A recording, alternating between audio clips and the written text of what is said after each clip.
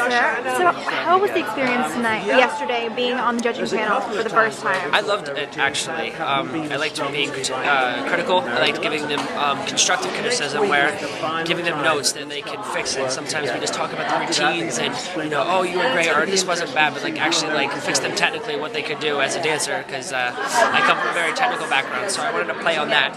I sounded like my mom up there last night, so I think I did her proud. Was there any thought in your mind, because obviously you had a very magical routine with Melanie and Marco. Yeah. Everyone was really affected by that. Or is there anything okay, I've got to pretend, not be favoritism towards them? It's hard, first of all, to not have favoritism, because you have worked with somebody, and when you work with somebody, you share something really special with them.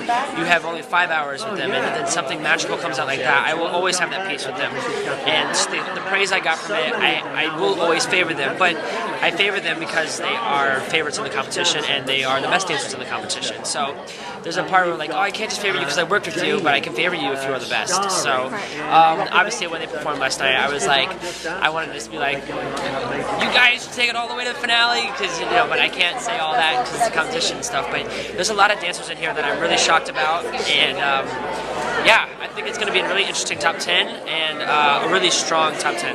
Yeah, some of the strongest dancers so far. And I know you mentioned you're doing 2 routines next week. Yes. Do you know which dancers you'll be? Not yet. I have found that text message in 5 minutes on my phone.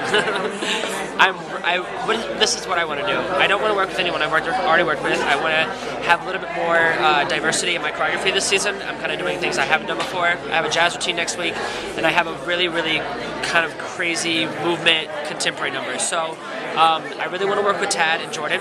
She has beautiful lines. I can't wait to really manipulate and put them in different ways, and she's always just leg. I want to give her some cool transitions.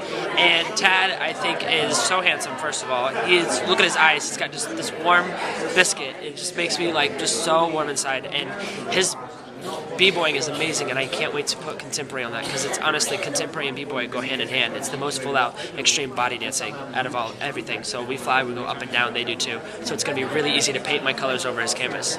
So are you basically just waiting to see who you'll get before you figure out which routine it is, or you I have my jazz picks. I have my jazz song picked, but I have 2 contemporary routines and concepts ready to go. And depending on who I get, I always make up the routine to the dancers. So it's not it's so weird on their bodies or it's awkward. Right. I actually make up everything to the dancers, so they look best, and then they get safe and they go on to the next top.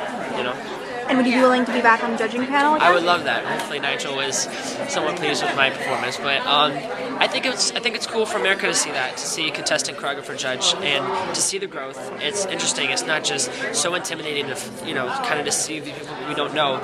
I've grown on the television screen, and I feel like they can connect with that more, and they kind of feel like they're part of it because they obviously put me here. Yeah.